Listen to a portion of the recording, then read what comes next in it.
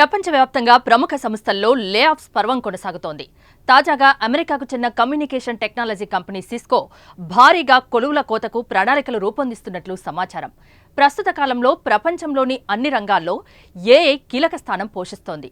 Manufacturing నుంచి IT, data analysis, coding ఇలా అన్ని విధాలుగా ఏఐ డామినేట్ చేస్తోంది. ఈ మేరకు కరోనా సమయంలో చాలా వరకు ప్రపంచ దిగ్గజ కంపెనీలు లక్షల సంఖ్యలో ఉద్యోగాలు తొలగించిన సంగతి తెలిసిందే.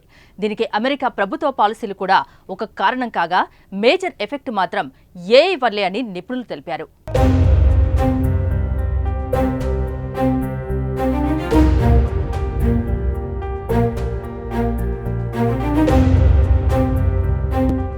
కోవిడ్ సమయంలో ప్రపంచవ్యాప్తంగా ప్రముఖ సంస్థల్లో లే ఆఫ్స్ మొదలవగా ఆ పర్వం ఇంకా కొనసాగుతోంది. రెసిషన్ భయాల కారణంగా ఇప్పటి వరకు వందలాది సంస్థలు ఉద్యోగుల్ని తొలగించాయి. అయితే ఇప్పుడు ఏఐతో పాటు ఆధునిక ఐటీ సొల్యూషన్స్పై దృష్టి సారించే క్రమంలో ఉద్యోగులపై వేటు వేస్తున్నాయి. ఈ ఏడాది ఆరంభం నుంచి ఇప్పటికే పలు సంస్థలు ఉద్యోగులకు లే ఆఫ్స్ ప్రకటించాయి. 2 రోజుల క్రితం డెల్ టెక్నాలజీస్ కూడా భారీ స్థాయిలో ఉద్యోగుల్ని తొలగించిన విషయం తెలిసిందే.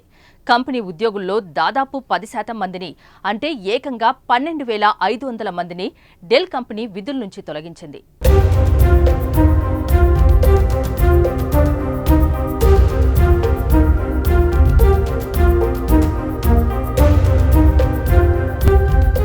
ఇప్పుడు మరో సంస్థ కూడా అదే బాటలో పయనిస్తున్నట్టు తెలుస్తోంది.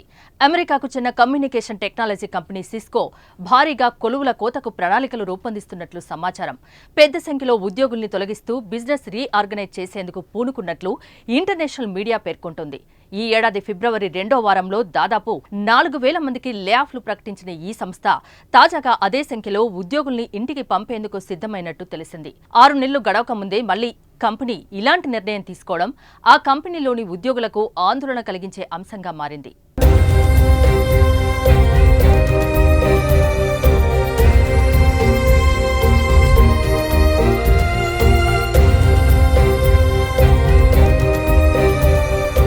వ్యాపారంలో డిమాండ్ తగ్గడం, సప్లై చైన్లో సమస్యల కారణంగానే కంపెనీ ఇలాంటి నిర్ణయాల్ని తీసుకుంటోంది.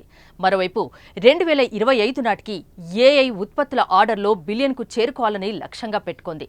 అందులో భాగంగా ఉద్యోగుల్ని తగ్గించుకునేందుకు ప్రయత్నాలు మొదలుపెట్టినట్టు రాయిటర్స్ నివేదించింది. కాగా సిస్కోలో ప్రపంచవ్యాప్తంగా 84,900 మంది పనిచేస్తున్నట్టు అంచనా. తాజా కొలువుల కోతతో ఈ సంఖ్య భారీగా తగ్గనుంది.